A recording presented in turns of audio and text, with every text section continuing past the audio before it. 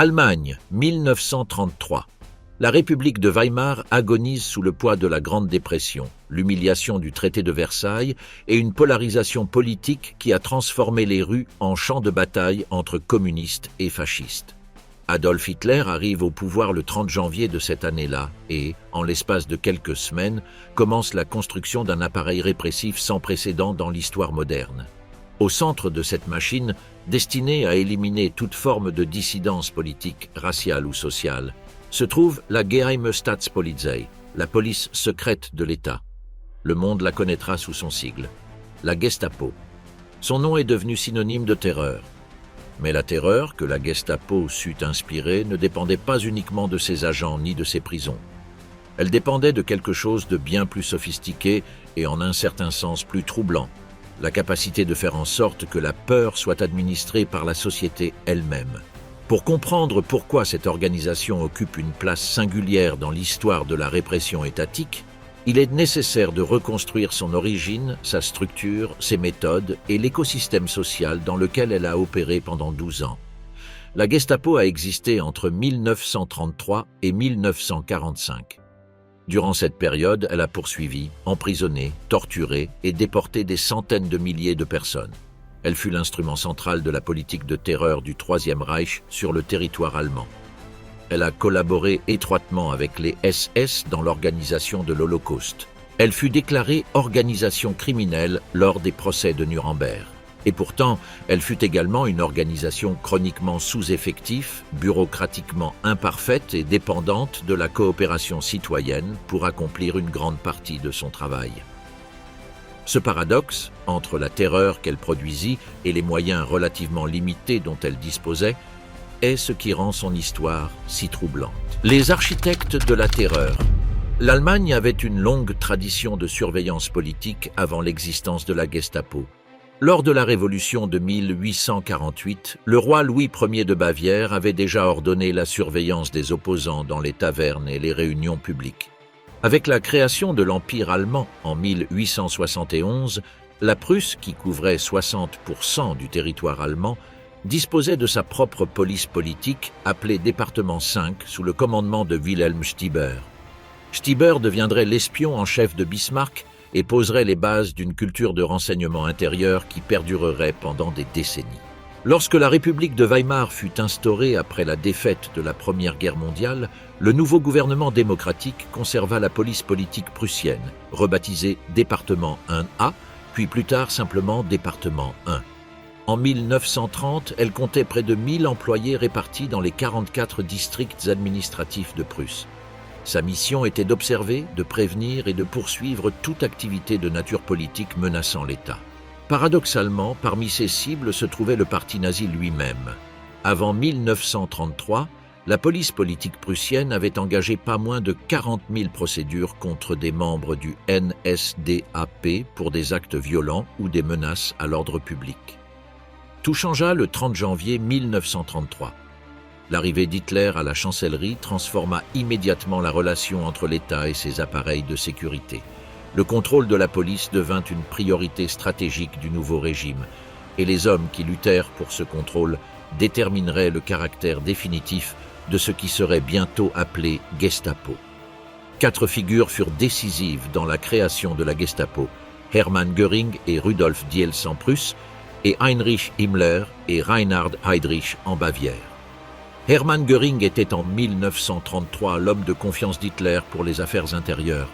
Né en 1893, il venait d'une famille solidement bourgeoise et avait été un as de l'aviation pendant la Première Guerre mondiale, décoré de la Croix de fer de première classe et du Pour le mérite, la plus haute distinction militaire aérienne. Après avoir participé au putsch manqué de Munich en 1923, il développa une grave addiction à la morphine qui le conduisit brièvement dans un hôpital psychiatrique.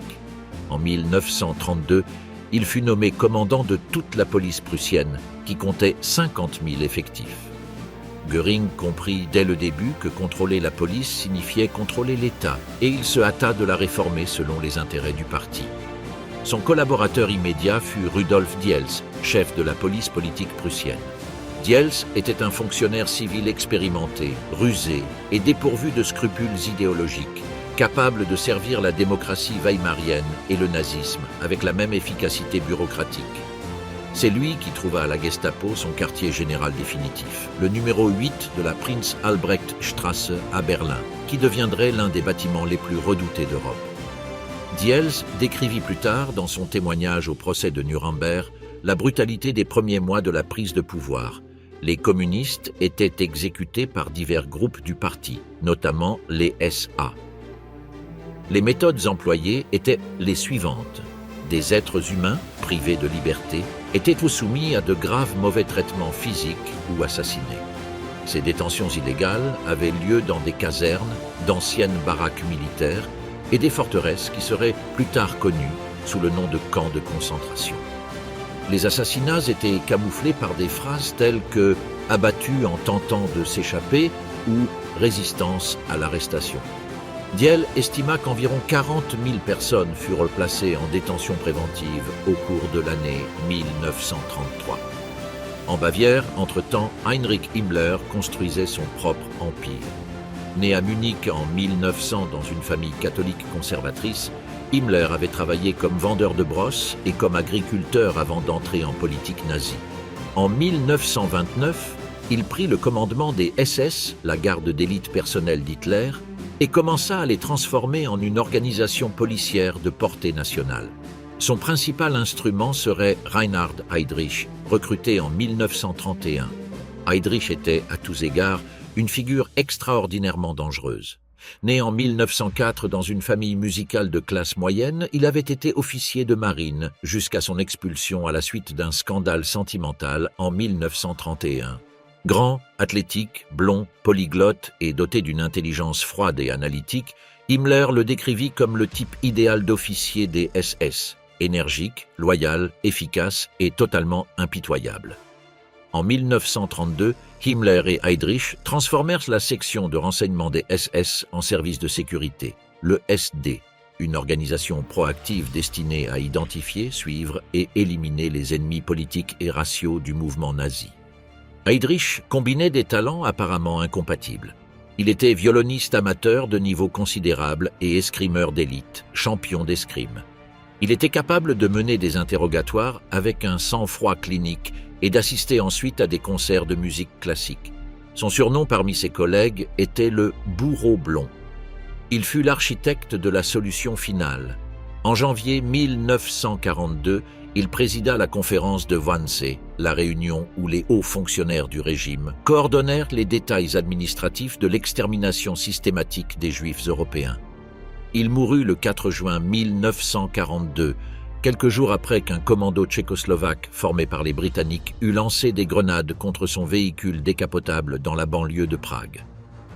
La représaille nazie fut la destruction complète du village de Lidis et l'exécution de ses habitants adultes masculins. La Gestapo fut officiellement créée par Göring le 26 avril 1933 par la première loi de la Gestapo. Sa mission, enquêter sur toutes les activités politiques représentant un danger pour l'État. Rudolf Diels fut nommé inspecteur de la nouvelle organisation, mais son autorité fut progressivement érodée par les manœuvres des SS. En 1936, après une complexe guerre bureaucratique, Himmler obtint le contrôle total de toute la police allemande et la Gestapo passa sous son commandement avec Heydrich à la tête de la police de sécurité. À partir de ce moment, la troisième loi de la Gestapo, signée le 10 février 1936, établit quelque chose de sans précédent dans le droit moderne. La Gestapo ne pouvait être soumise à aucun tribunal administratif ni juridictionnel. Elle était au-dessus de la loi. Sa mission était de réaliser la volonté du Führer, et cela, selon le conseiller juridique de l'organisation, suffisait pour qu'elle agisse légalement. En septembre 1939, la Gestapo, avec les SS, le SD et la Kripo, la police criminelle, fut intégrée dans l'Office central de sécurité du Reich, le RSHA, qui regroupait tout le pouvoir policier et de renseignement de l'État nazi sous une seule structure hiérarchique. La révolution policière d'Himmler était complète. Un bureau au pouvoir disproportionné. L'un des plus grands mythes concernant la Gestapo est sa supposée omniprésence. La réalité statistique raconte une histoire radicalement différente. En 1933, l'organisation ne comptait que 1000 employés. En 1937, elle avait grandi jusqu'à 6500 et en 1939, elle atteignait 15 000. Au point culminant de la guerre, en 1944, elle comptait 32 000 employés, y compris le personnel administratif, pour surveiller près de 80 millions de personnes sur le territoire allemand. Le nombre d'agents actifs à temps plein n'a jamais dépassé 16 000 dans toute l'histoire de l'organisation. Les chiffres concrets sont encore plus révélateurs. Düsseldorf, une ville de 500 000 habitants, comptait 126 agents de la Gestapo en 1937. Essen, avec 650 000 habitants, en avait 43. Duisbourg, de 400 000 habitants, en avait 28. Cologne, avec 750 000 personnes, ne disposait en 1942 que de 69 agents. Dans les petites villes et villages, il n'y avait souvent aucun agent de la Gestapo. Une telle proportion entre policiers secrets et citoyens rendait matériellement impossible toute forme de surveillance systématique de la société dans son ensemble. Comment était-il possible qu'une organisation aussi petite parvienne à maintenir le contrôle sur une société de dizaines de millions de personnes? La réponse à cette question est la clé pour comprendre le caractère unique de la terreur nazie, et elle comporte deux composantes fondamentales, la propagande de la peur et la collaboration de la population civile elle-même. La Gestapo cultivait délibérément l'image d'être omnisciente. Ses agents ne portèrent pas d'uniforme la plupart du temps, mais des vêtements civils qui les rendaient indiscernables du reste des citoyens. L'incertitude sur qui pouvait être un agent qui pouvait observer créait une atmosphère de suspicion permanente. La propagande nazie amplifia cet effet jusqu'à le rendre paralysant. Le résultat fut que les Allemands vivaient sous la perception d'une surveillance totale qui, en termes matériels, était impossible. La structure interne de l'organisation reflétait cette efficacité sélective. Le bureau central de la Gestapo à Berlin, intégré au département 4 du bureau central de la sécurité du Reich depuis septembre 1939, était divisé en 6 sections spécialisées. La section IVA s'occupait des ennemis politiques, marxistes, communistes, libéraux et saboteurs. La IVB concentrait son travail sur les activités politiques des églises catholiques et protestantes, les sectes religieuses, les juifs et les francs-maçons. La IVC traitait les ordres de garde protectrice. La IVD se consacrait exclusivement aux territoires occupés par les nazis. La IVE enquêtait sur l'espionnage intérieur et extérieur. La IVF contrôlait la police des frontières, les passeports et la surveillance des travailleurs étrangers. Cette spécialisation permit à la Gestapo de concentrer ses ressources limitées sur des objectifs précisément définis, plutôt que de les disperser dans une surveillance générale de la population. L'organisation ne prétendait pas surveiller tout le monde. Elle visait certains groupes avec une intensité écrasante, tout en laissant le reste de la société dans une zone de liberté relative conditionnée par l'autocensure. Heinrich Müller, directeur de la Gestapo entre 1936 et 1945, fut le principal architecte de cette organisation.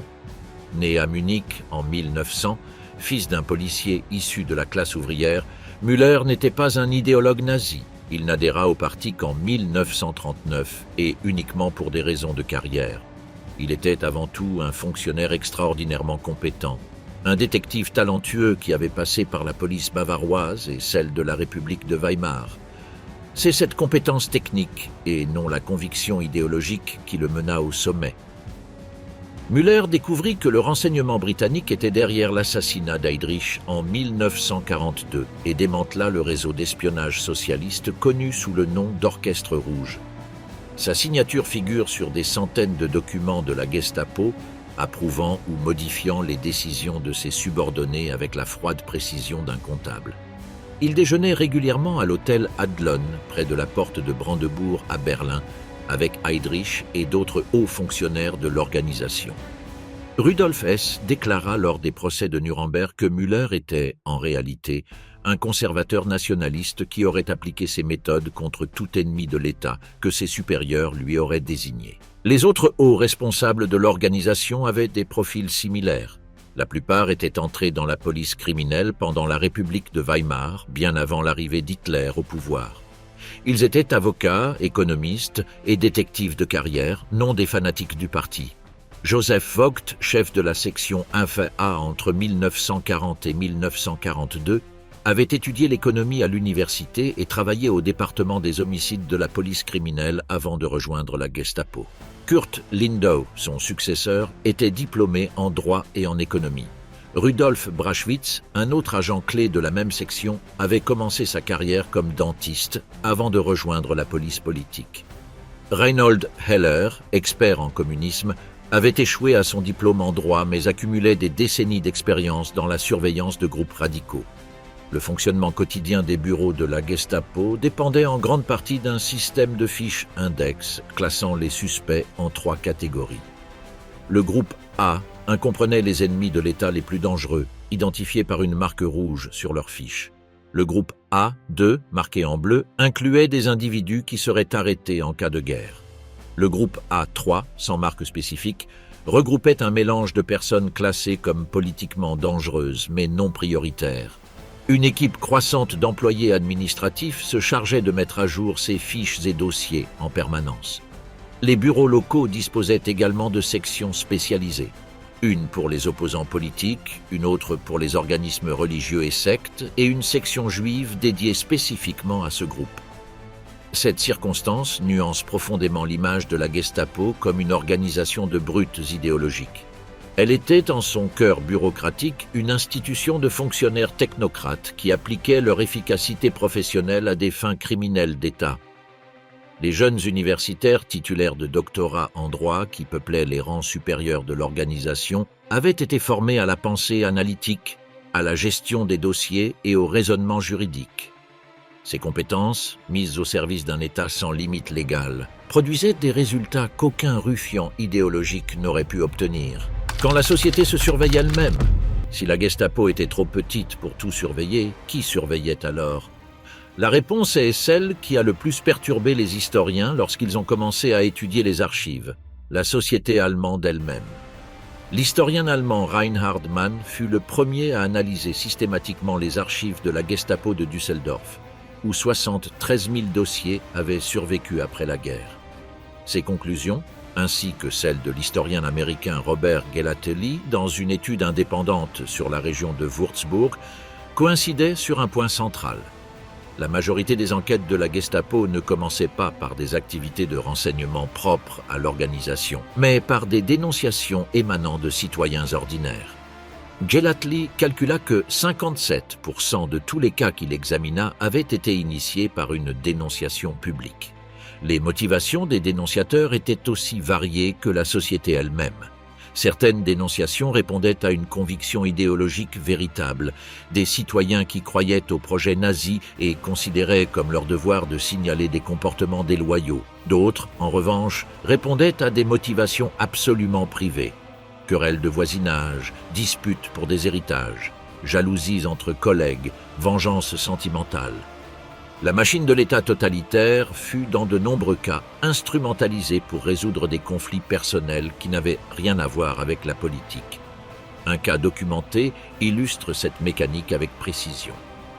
Caroline Krupp, une voisine d'Essen qui avait des sympathies communistes, fut dénoncée en 1937 par son voisin Karl Muth, un cordonnier au chômage, qui affirmait que Caroline faisait des commentaires pro-communistes à voix haute et utilisait un drapeau rouge soviétique comme nappe dans sa salle à manger. Lors de l'enquête de la Gestapo, il devint clair que la relation entre les deux voisins était empoisonnée par des conflits chroniques. Muth admit que la véritable raison de sa dénonciation était que les Krupp l'avaient intimidée et harcelée pendant des années. D'autres voisins décrivirent Caroline comme une personne conflictuelle qui se disputait régulièrement avec presque tous les résidents de l'immeuble. La Gestapo, cependant, n'archiva pas le dossier. L'enquête recueillit suffisamment d'indices de sympathie communiste passée pour envoyer Caroline devant un tribunal spécial qui la condamna à une courte peine de prison pour préparation de haute trahison. Il n'existait aucune preuve d'activité clandestine active. Le cas de Peter Penck, un fileur de Mönchengladbach avec plusieurs antécédents judiciaires pour vol et contrebande, illustre une autre variante du même schéma. En mai 1937, Penck fut accusé d'avoir brisé la vitrine du magasin d'un juif polonais. Les deux hommes qui l'accompagnaient le désignèrent comme responsable et plusieurs témoins le décrivirent comme un sympathisant communiste connu dans le quartier. Penck prétendit avoir bu 20 bières ce jour-là, avoir perdu l'équilibre et être tombé accidentellement contre le verre. La Gestapo trouva son histoire peu convaincante et le retint pendant 7 jours en garde préventive. À sa sortie, il signa une déclaration promettant de ne faire aucune déclaration contraire au gouvernement nazi à l'avenir. 18 mois plus tard, il fut dénoncé de nouveau, cette fois pour avoir crié « Heil Moscou » dans une taverne bondée et prononcé un discours contre la politique étrangère de Hitler. Il fut arrêté de nouveau. Le procureur, au lieu de le poursuivre, conclut avec les autorités militaires qu'il devait être immédiatement enrôlé dans l'armée allemande. La dénonciation la plus absurde documentée dans les archives fut celle d'Adam Liper, un chômeur de la région de la Sarre, qui en mars 1940 se présenta volontairement au bureau local de la Gestapo et demanda à être interné dans un camp de concentration pendant 6 mois pour soigner son alcoolisme chronique. La Gestapo, méfiante, examina ses antécédents, découvrit qu'il avait servi dans la Légion étrangère française et l'interrogea longuement. Soupçonnant qu'il pouvait être un espion, elle le garda en prison pendant 7 semaines. En avril 1940, Liper déclara s'être soigné et demanda à être libéré. La Gestapo le libéra. Son destin ultérieur ne figure pas dans les archives. Un autre dossier documente le cas de Hugo Bauer qui, en mai 1943, dénonça son propriétaire pour avoir écouté des stations de radio étrangères, affirmant l'avoir entendu en passant devant la porte de son appartement.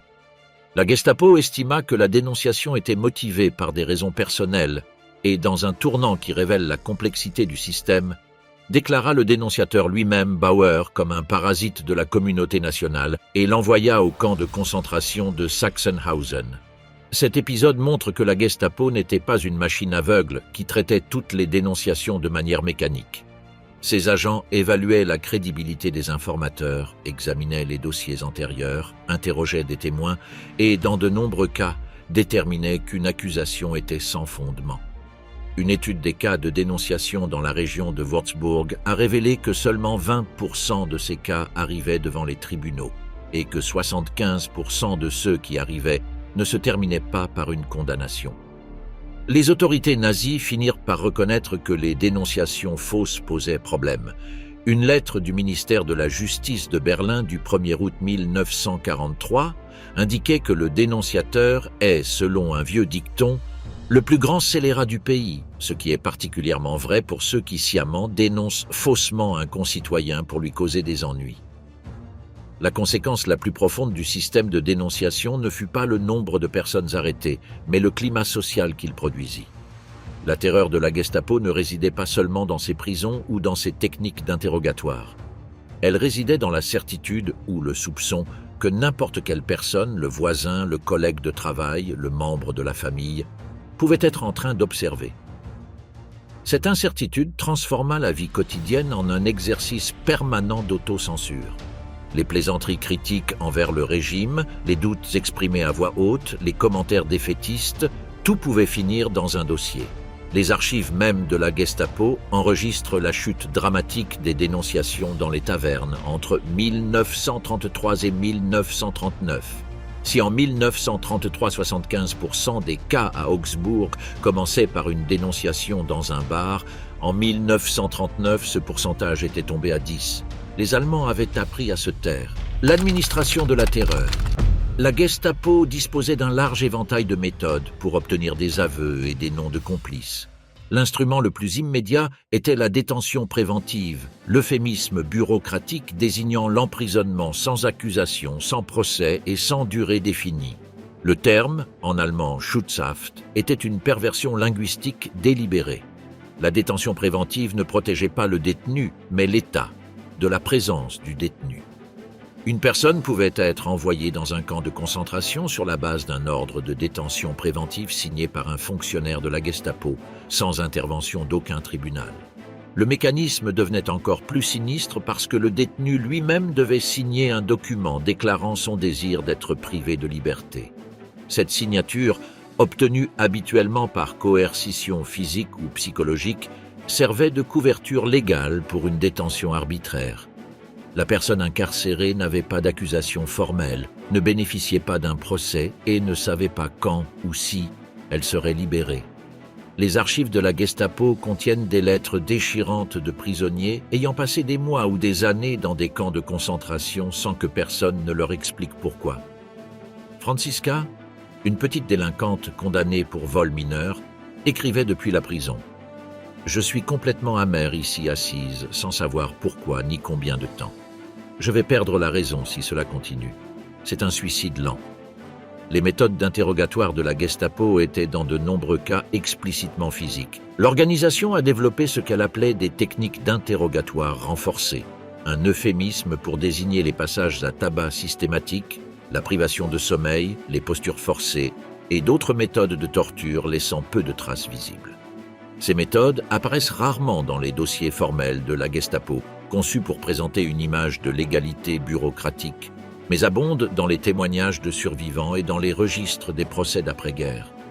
Rolf Joseph, un juif allemand qui avait tenté de se cacher à Berlin pour éviter la déportation, fut arrêté en 1942 et soumis à l'interrogatoire. La Gestapo voulait savoir qui l'avait caché. On lui assura qu'aucune personne ne l'avait hébergé, qu'il avait dormi dans les parcs et dans les toilettes des gares. Les interrogateurs refusèrent de le croire.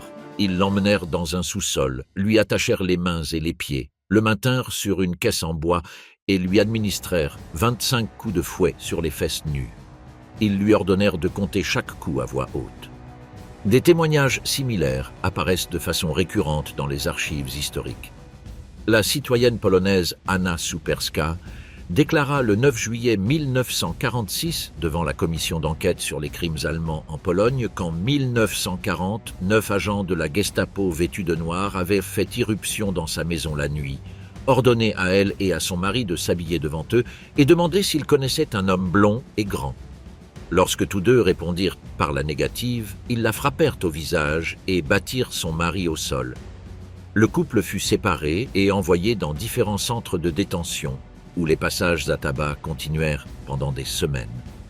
Il est probable, notent les historiens, que le mystérieux homme blond n'était qu'un prétexte pour commencer la séance de violence. L'horreur ne se limitait pas aux détenus. La Gestapo utilisait également la violence psychologique comme instrument de contrôle. Jacob Bina, un jeune juif de 20 ans convoqué au bureau de la Gestapo en Allemagne après la nuit de cristal en novembre 1938, décrit sa première visite. On lui ordonna de s'asseoir pendant qu'un agent sortait une enveloppe et lui expliquait qu'elle contenait les objets trouvés dans sa maison. L'enveloppe contenait en réalité des effets de sa mère qui avait été assassinée. L'un des objets était le passeport que sa mère avait demandé alors qu'elle nourrissait encore l'espoir de fuir l'Allemagne. Les agents prenaient plaisir à ce type de cruauté calculée, destinée à détruire psychologiquement les personnes avant même qu'un interrogatoire formel n'ait commencé. Le manuel des techniques d'interrogatoire renforcées fut développé en partie par Emil Berndorf, chef du département de détention préventive du quartier général de la Gestapo à Berlin. Berndorf avait étudié le droit et les sciences politiques, obtenu un doctorat avant d'entrer dans la police criminelle et travailler au département des homicides pendant la République de Weimar. Il représentait exactement le profil du bureaucrate professionnel qui met sa compétence technique au service de méthodes criminelles. La Gestapo disposait également d'un réseau d'informateurs rémunérés dans les principales villes. Walter Weyrauch, agissant pour les puissances alliées d'occupation après la guerre, trouva des fiches de 1200 informateurs de la Gestapo opérant uniquement à Francfort-sur-le-Main. Beaucoup d'entre eux avaient appartenu à des groupes d'opposition et accepté de collaborer comme agents doubles en échange d'une libération anticipée de prison ou de camps de concentration. Plusieurs prêtres catholiques figuraient parmi les recrutés. À Düsseldorf, les archives conservaient les registres de 300 informateurs, tous ayant un passé communiste, utilisés principalement pour infiltrer des groupes de résistance de gauche. Le pouvoir psychologique de la Gestapo s'appuyait également sur l'architecture. Le numéro 8 de la Prinz Albrecht Straße à Berlin, quartier général de l'organisation depuis 1933, était un bâtiment que les Berlinois avaient appris à contourner instinctivement.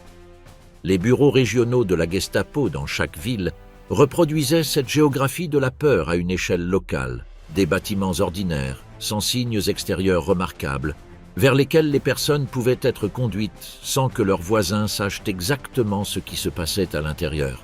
L'absence de visibilité faisait partie de la conception. Une police en uniforme dans des quartiers identifiables génère un type de peur différent de celui d'une organisation pouvant être partout et nulle part. Les séances d'interrogatoire les plus longues et minutieuses documentées dans les archives concernent les cas que la Gestapo considérait comme d'une importance maximale: espionnage, haute trahison, activité communiste clandestine organisée. Dans ces cas, les interrogatoires pouvaient durer des semaines ou des mois, avec de multiples séries de questions visant à obtenir des noms de complices et à reconstruire des réseaux entiers de contacts. La logique était implacable. Chaque nom obtenu ouvrait de nouvelles lignes d'enquête. Le réseau s'étendait depuis chaque point d'entrée. Un des cas d'interrogatoire les plus documentés et les plus connus est celui de Sophie Scholl, une étudiante universitaire de 21 ans de Munich arrêtée par la Gestapo le 18 février 1943 avec son frère Hans, alors qu'il distribuait des tracts anti-nazis de l'organisation clandestine connue sous le nom de la Rose Blanche à l'université Ludwig Maximilian. Son interrogatoire fut conduit par l'agent Robert Mohr, décrit par les historiens comme un détective professionnel agissant plus comme un enquêteur ordinaire que comme un fanatique idéologique. Mohr tenta à plusieurs reprises de convaincre Sophie de ne reconnaître que sa responsabilité personnelle pour protéger les autres membres du groupe. Sophie refusa.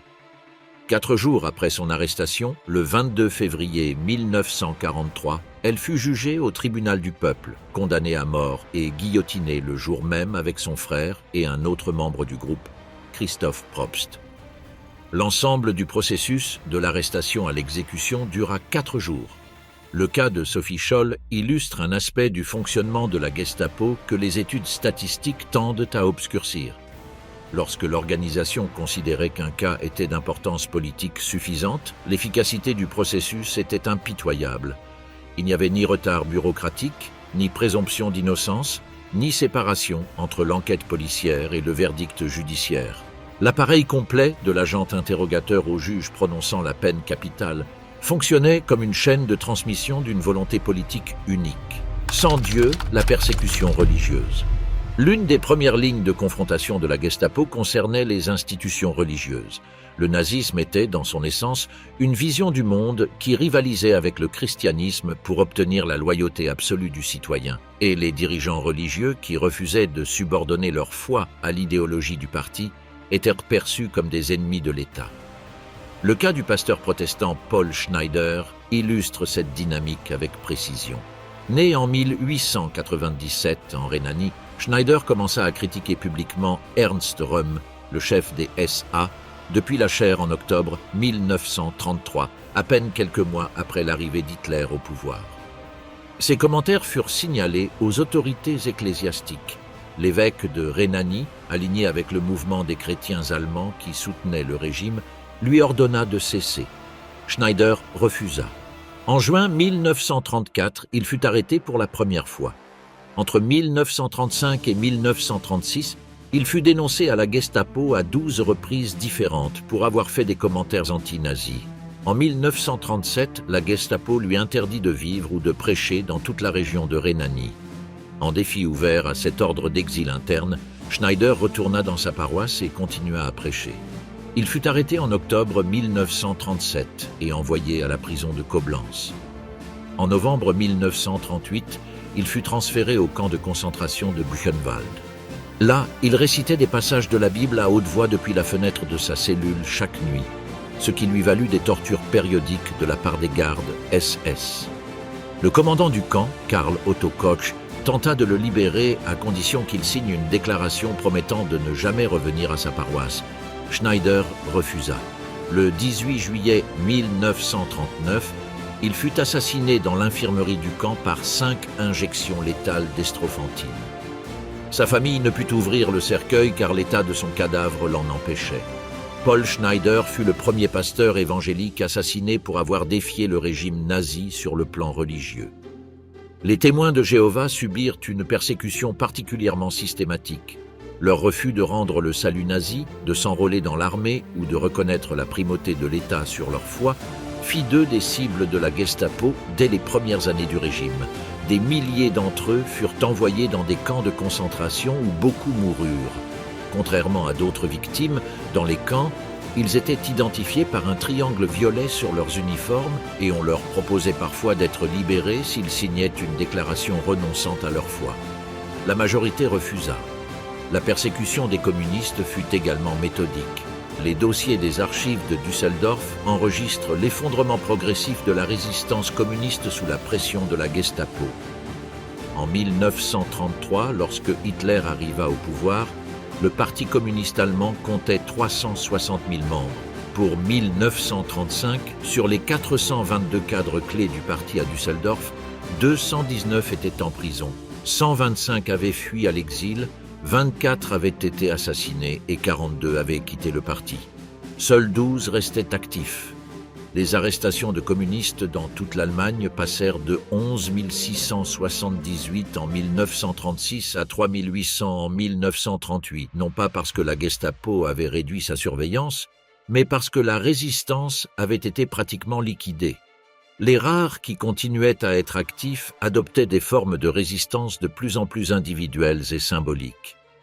En 1937 et 1938, la Gestapo enquêta sur une série de graffitis avec des slogans communistes apparus dans les toilettes de plusieurs usines textiles d'Essen. Les messages incluaient des phrases comme « Longue vie à Thälmann » en référence aux leaders communistes emprisonnés et des dessins d'étoiles rouges soviétiques. L'enquête impliqua des dizaines de travailleurs interrogés. La majorité nia toute responsabilité. Finalement, les soupçons se portèrent sur un groupe de jeunes apprentis dont certains admettaient avoir écrit quelques slogans, bien que pas tous. L'un d'eux argumenta qu'il avait simplement vu le dessin d'un Indien américain et avait ajouté un texte en dessous sans intention politique. Le responsable du département de l'usine qui avait signalé l'affaire qualifia l'affaire de blague d'adolescent. La Gestapo classa finalement le dossier sans présenter de charge formelle. La résistance des travailleurs dans les usines d'armement constitua une autre source de préoccupation constante pour la Gestapo pendant les années de réactivation militaire. Les rapports des agents enregistraient des épisodes d'absentéisme calculé, de travail lent et de petits sabotages. En juin 1936, 262 ouvriers de l'usine Opel de Rüsselsheim menèrent une grève de 17 minutes pour protester contre une réduction de salaire. La Gestapo arrêta tous les dirigeants de la grève. Le régime, qui avait éliminé les syndicats indépendants en mai 1933, dépendait désormais de la Gestapo pour détecter toute forme d'organisation ouvrière menaçant la production de guerre.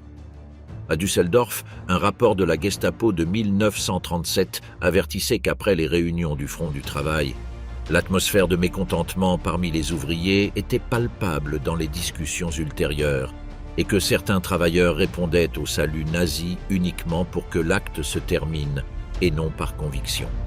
La guerre raciale.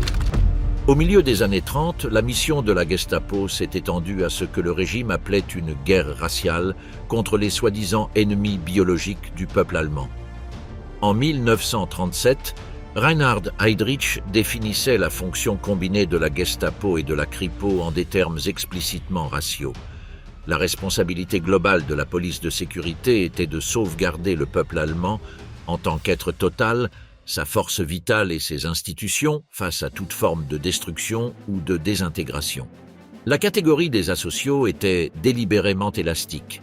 Elle incluait les criminels habituels, les homosexuels, les délinquants sexuels, les prostituées, les chômeurs de longue durée, les alcooliques, les vagabonds, les délinquants juvéniles, les bandes de rue et les Roms. C'était une catégorie qui pouvait s'appliquer pratiquement à toute personne ne correspondant pas au modèle idéologique du citoyen nazi. La persécution des homosexuels fut systématique et brutale. L'article 175 du Code pénal allemand criminalisait les relations sexuelles entre hommes depuis l'Empire wilhelmien, mais le régime nazi l'appliqua avec une intensité nouvelle. La Gestapo créa des sections spéciales dédiées à la traque des hommes homosexuels. Des informateurs fréquentaient les lieux habituels de la communauté gay, en particulier à Berlin, qui avait avant 1933 une vie homosexuelle relativement visible. Les condamnés étaient envoyés en prison ou dans des camps de concentration, où ils étaient obligés de porter un triangle rose sur leurs uniformes. On estime qu'entre 100 000 et 150 000 hommes furent arrêtés en vertu de l'article 175 pendant la période nazie et que 5 000 à 15 000 finirent dans des camps de concentration. Contre les criminels récidivistes, le régime développa une politique d'emprisonnement indéfini, constituant de facto une peine de mort administrative. Depuis le 1er janvier 1934, toute personne classée comme délinquant habituel dangereux pouvait être retenue en prison indéfiniment après avoir purgé sa peine formelle. En mars 1937, la Kripo, coordonnée avec la Gestapo, effectua des rafles massives contre les récidivistes dans toute l'Allemagne. 2752 personnes furent arrêtées, parmi elles des voleurs, des délinquants sexuels et des escrocs. Sur ce total, seuls 372 furent libérés, 68 moururent en détention. La politique se radicalisa pendant la guerre. En août 1942, Hitler déclara qu'il était incorrect de maintenir des délinquants en prison, tandis que les meilleurs Allemands mouraient au front. Otto Georg Thierack, le nouveau ministre de la Justice, s'accorda en secret avec Himmler sur un programme d'extermination visant spécifiquement les prisonniers classés comme asociaux. Ceux-ci furent transférés dans des camps de concentration pour être soumis à l'anéantissement par le travail, un euphémisme désignant le processus de mourir d'épuisement et de faim. Fin avril 1943, environ 14 700 prisonniers avaient été envoyés dans les camps. La majorité ne survécut pas. Les vagabonds et les soi-disant oisifs, personnes refusant de travailler ou vivant en marge de l'économie formelle, furent également persécutés. En 1933, un demi-million d'Allemands n'avaient pas de domicile fixe. Le régime leur imposa un registre des vagabonds qu'ils devaient présenter à la police sur demande. Ceux qui ne le produisaient pas étaient classés comme vagabonds désordonnés et envoyés dans des camps de concentration de façon indéfinie. En septembre 1933, 100 000 vagabonds furent détenus lors d'une immense rafle de la police criminelle dans toute l'Allemagne.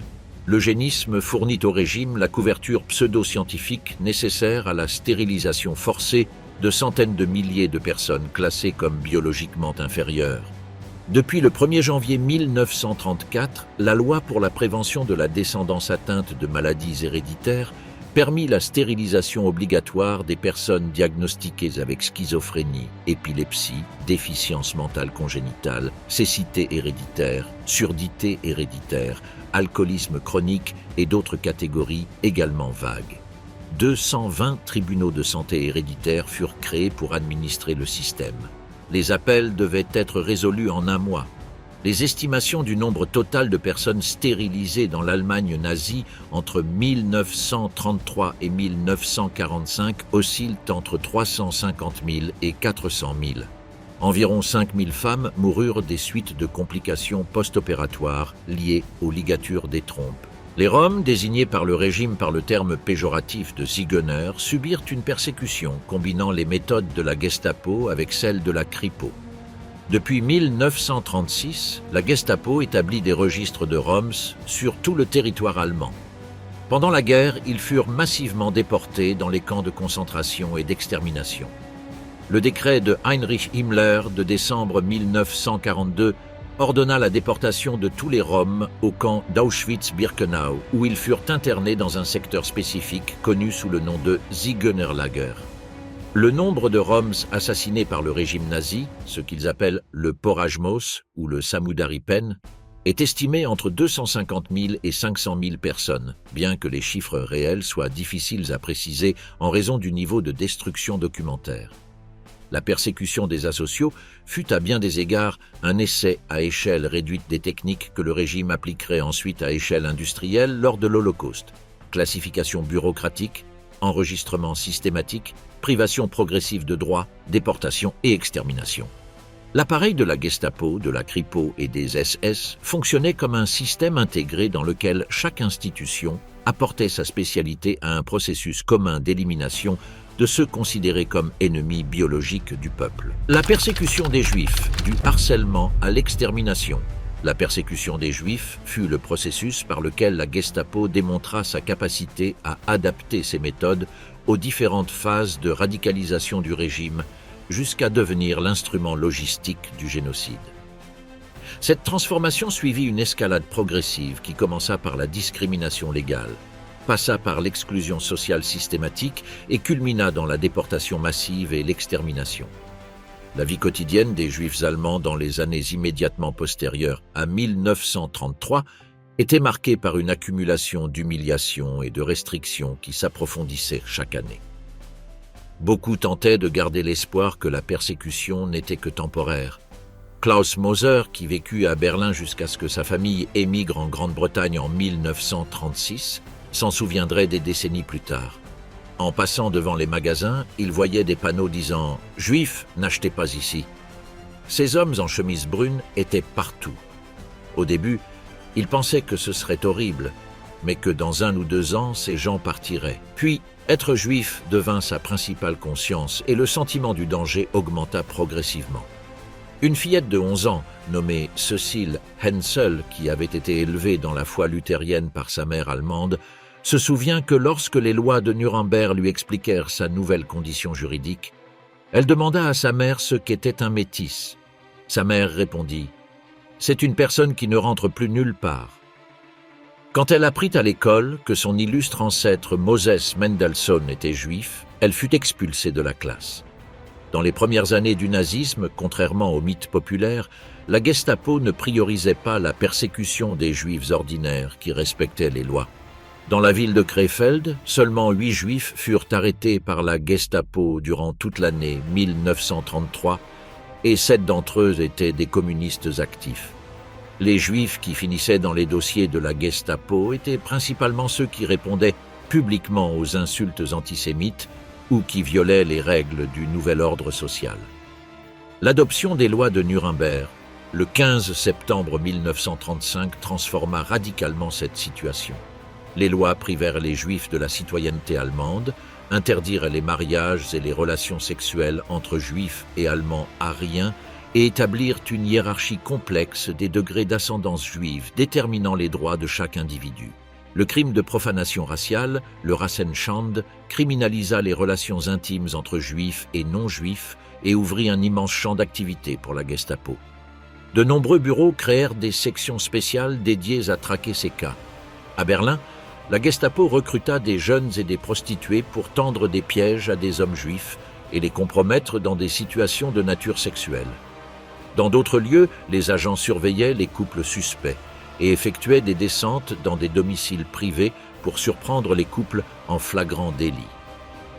Entre 1935 et 1940, 1900 personnes furent condamnées pour profanation raciale. Mais le nombre d'enquêtes fut beaucoup plus élevé. 57% de ces cas commencèrent par une dénonciation d'un citoyen ordinaire, selon l'étude de Gelatelli. La nuit du 9 au 10 novembre 1938 représenta un saut qualitatif dans la persécution antisémite.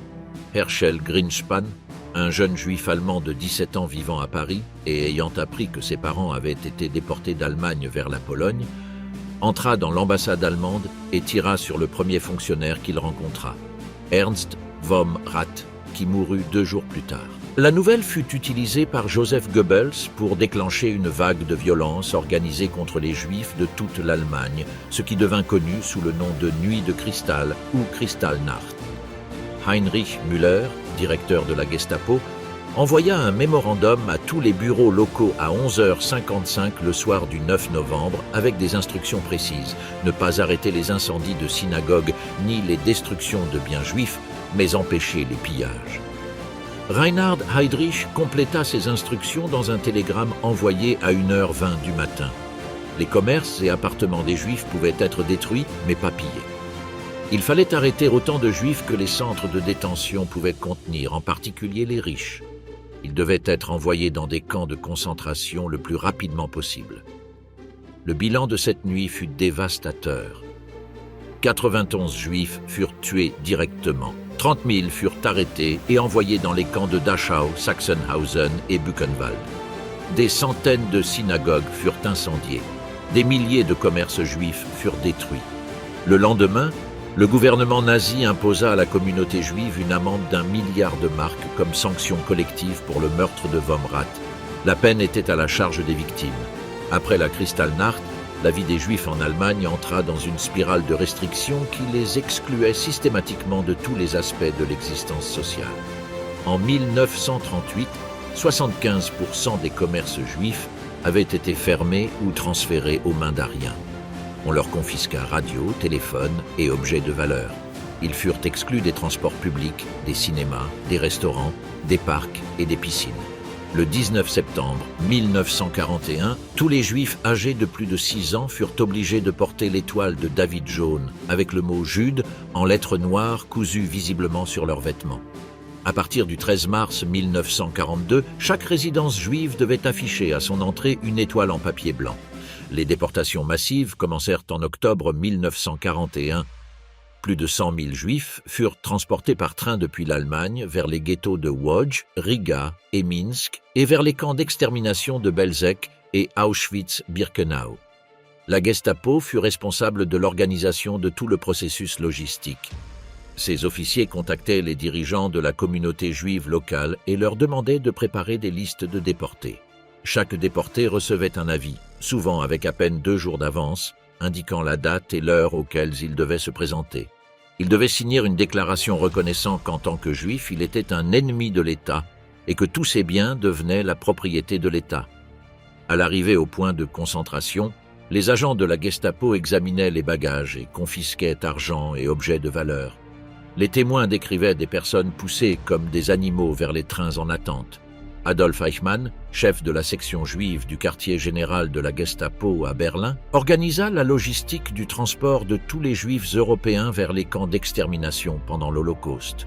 Eichmann ne possédait pas le profil universitaire typique dans l'organisation, mais il avait les qualités que Himmler valorisait chez ses collaborateurs: obéissance, efficacité bureaucratique et absence absolue de scrupules moraux. Lors du procès tenu à Jérusalem en 1961, Eichmann présenta sa défense en arguant qu'il ne faisait qu'obéir aux ordres, exécutant des décisions prises par d'autres. La nature bureaucratique de sa criminalité fut analysée par Hannah Arendt dans son concept de la banalité du mal, la Gestapo comme troupe d'exécution. À mesure que la guerre avançait et que les revers militaires s'accumulaient, le caractère de la Gestapo se transforma. La défaite de Stalingrad en février 1943 marqua un tournant dans l'état d'esprit de la population allemande. Les blagues sur Hitler commencèrent à circuler avec une audace inédite. Un rapport du SD de juillet 1943 notait avec inquiétude que le nombre de plaisanteries nuisibles à l'État, même sur le Führer lui-même, avait considérablement augmenté depuis Stalingrad. La Gestapo répondit par des peines de plus en plus sévères contre toute expression dissidente. Un ancien major de l'armée, âgé de 73 ans, fut dénoncé par son propre gendre en septembre 1944 pour avoir écouté des stations de radio étrangères et fait des commentaires défaitistes. Il fut arrêté, jugé et envoyé en prison, où il mourut le 11 mars 1945. Une jeune femme de Cologne sans antécédent judiciaire fut dénoncée par sa voisine pour l'avoir vue sortir d'une maison détruite par un bombardement avec 3 boîtes de café, des rideaux et une robe. La Gestapo la détenait et l'interrogea. Elle fut exécutée publiquement par pendaison. En octobre 1944, la Gestapo exécuta sans préavis 11 détenus de la prison de Braunweiler. Les hommes furent transportés au camp et forcés de construire des potences sur un terrain abandonné. Puis ils furent pendus sous les yeux des voisins et des policiers, condamnés pour des délits allant des offenses à l'idéologie nazie à de petits vols de nourriture. Les potences n'étant pas assez hautes, les agents de la Gestapo maintinrent les jambes des victimes pour compléter l'étouffement. 2 semaines plus tard, en novembre 1944, 13 adolescents allemands accusés d'appartenir à une bande attaquant la police du parti furent pendus au même endroit devant la population rassemblée. Le plus jeune avait 9 ans. La pression sur toute forme de dissidence interne s'intensifia. Les membres de la jeunesse hitlérienne qui refusaient de participer aux activités du parti ou formaient des groupes de loisirs alternatifs furent persécutés. Des jeunes des soi-disant bandes Edelweiss, groupes informels qui se retrouvaient pour écouter du jazz ou simplement échapper au contrôle du régime, furent arrêtés, fouettés et envoyés dans des maisons de correction ou des camps de travail. La conspiration du 20 juillet 1944, l'attentat manqué de Klaus von Stauffenberg contre Hitler avec une bombe au quartier général du Führer en Prusse orientale, déclencha la plus grande purge de l'histoire du régime. La Gestapo, qui n'avait pas détecté le complot à l'avance, ce qui constitua l'un de ses plus grands échecs de renseignement, se lança dans une enquête frénétique. Plusieurs milliers de personnes furent arrêtées. Le juge Roland Fressler, connu comme le juge pendu d'Hitler, présida des procès sommaires au tribunal du peuple où la sentence était décidée à l'avance. Des dizaines d'officiers de l'armée, de politiciens conservateurs et de civils furent exécutés, souvent par strangulation lente à l'aide de pianos en acier pour prolonger la souffrance, tandis que les exécutions étaient filmées pour être montrées à Hitler. L'échec de la conspiration du 20 juillet révéla également quelque chose sur la nature de la Gestapo que ses propres responsables préféraient ne pas reconnaître. L'organisation n'était pas aussi omnisciente qu'elle voulait le faire croire. Les conspirateurs avaient opéré pendant des mois au cœur de l'armée allemande, avec des contacts jusqu'au plus haut niveau de l'État, sans que la Gestapo détecte la menace avant que la bombe n'explose. La peur que la Gestapo inspirait dépendait davantage de la perception de son omniscience que de son omniscience réelle. Dans les derniers mois de la guerre, avec les armées alliées avançant à l'est et à l'ouest et les bombardements transformant les villes allemandes en ruines, la fonction de la Gestapo se transforma en une force de contention de l'effondrement interne. Les exécutions sommaires de déserteurs, de personnes brandissant des drapeaux blancs de reddition, de ceux qui tentaient de négocier avec les forces alliées ou simplement exprimaient à voix haute que la guerre était perdue, se multiplièrent. Dans certains villages, la Gestapo et les SS pendirent les derniers défenseurs locaux aux arbres de la place principale avec des panneaux les identifiant comme lâches et traîtres, avertissant ceux qui pourraient penser à se rendre. La terreur des derniers mois fut plus viscérale, plus erratique, et plus désespéré que la terreur méthodique des premières années. Le procès de la Gestapo et les crimes qui sont restés impunis. Lorsque la guerre s'est terminée en mai 1945, les Alliés ont été confrontés au problème de juger une organisation entière. Lors des procès de Nuremberg, qui ont commencé en novembre 1945, la Gestapo a été déclarée organisation criminelle avec les SS et le SD. En principe, cette déclaration ouvrait la voie à poursuivre tous ses membres pour le simple fait d'en avoir fait partie. La réalité de l'après-guerre fut beaucoup plus compliquée. La plupart des hauts dirigeants de la Gestapo sont morts pendant la guerre ou immédiatement après la défaite. Heydrich avait été assassiné en 1942 à Prague par des parachutistes tchécoslovaques formés par les Britanniques. Müller a disparu dans les derniers jours de la guerre à Berlin et n'a jamais été retrouvé, ce qui a suscité des décennies de spéculations sur son sort. Himmler a été capturé par les Britanniques le 20 et 1 mai 1945 et s'est suicidé avec une capsule de cyanure avant de pouvoir être jugé. Ceux qui ont survécu ont été confrontés à des systèmes judiciaires surchargés, des preuves incomplètes et le paradoxe de devoir juger des milliers de fonctionnaires ayant agi dans le cadre d'un État formellement légal. Les archives de la Gestapo avaient été détruites pour la plupart, délibérément ou par les bombardements alliés. Seule dans la région de Rhénanie, et surtout à Düsseldorf, une quantité significative de dossiers a survécu qui serviraient des décennies plus tard comme source principale pour la recherche historique. Les résultats des procès furent, en termes généraux, décevants. De nombreux agents de la Gestapo ont reçu des peines minimales ou ont été acquittés sous prétexte qu'ils avaient obéi aux ordres. Certains ont obtenu de faux documents et adopté de nouvelles identités. La fameuse Ratlin, le réseau clandestin qui facilitait la fuite des criminels de guerre nazis vers l'Amérique du Sud et d'autres destinations, a bénéficié à plusieurs agents de la Gestapo et des SS. D'autres ont été réintégrés dans les appareils administratifs de l'Allemagne d'après-guerre, tant dans la République fédérale que dans la République démocratique. Cette situation a donné lieu à des scandales périodiques dans les années 50 et 60, lorsque la présence d'anciens fonctionnaires nazis à des postes de responsabilité publique en Allemagne de l'Ouest fut systématiquement dénoncée par les journalistes et les militants. Adolf Eichmann est le cas le plus connu. Il a échappé en Argentine, où il a vécu sous le nom de Ricardo Clément pendant 15 ans, travaillant dans une usine Mercedes-Benz en périphérie de Buenos Aires.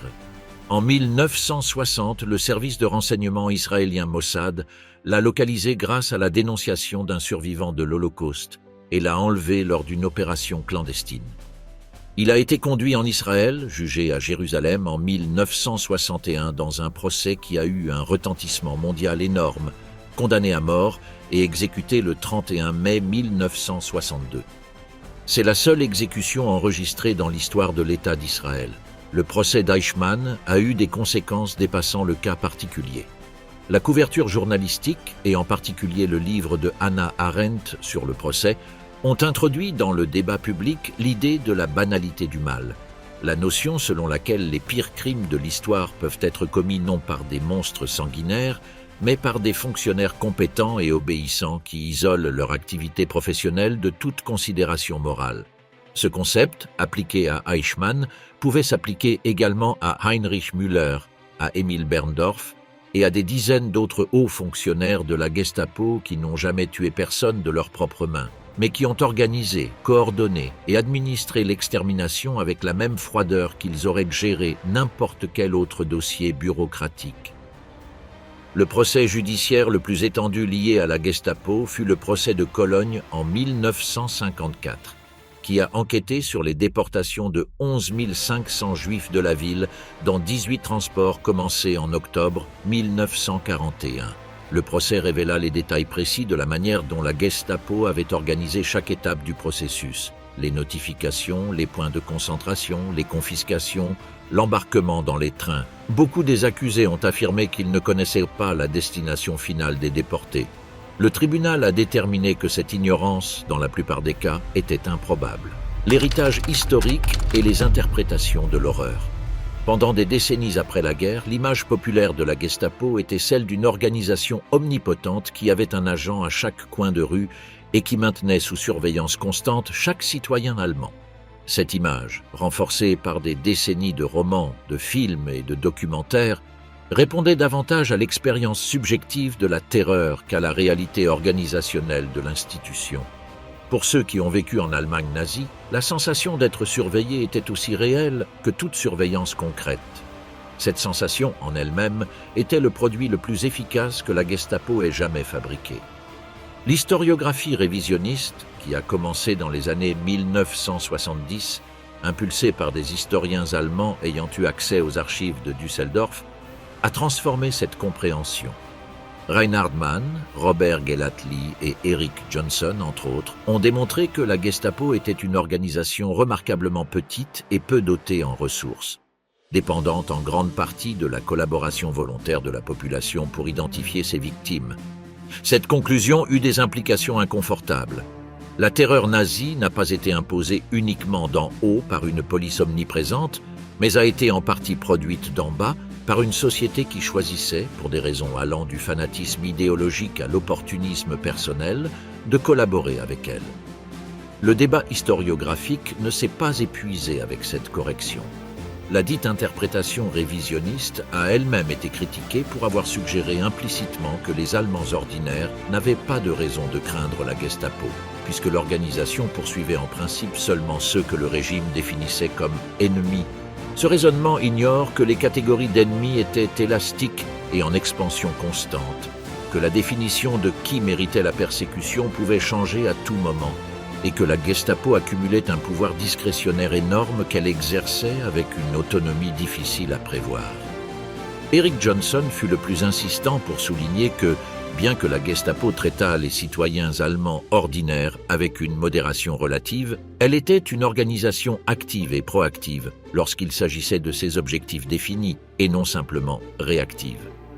La question de la culpabilité collective de la société allemande a également émergé des études sur les dénonciations. Si plus de la moitié des enquêtes de la Gestapo commençaient par une dénonciation civile, dans quelle mesure la société allemande fut-elle complice de ses propres mécanismes de répression? Les historiens ont majoritairement évité des réponses simplistes. Les dénonciations provenaient de personnes dans des situations très diverses. Certains dénonçaient par conviction, d'autres par peur, d'autres par calcul, d'autres par vengeance personnelle. Le régime fut habile à créer un système où la participation à la surveillance sociale pouvait prendre la forme d'un devoir patriotique, ce qui réduisait la résistance psychologique à collaborer.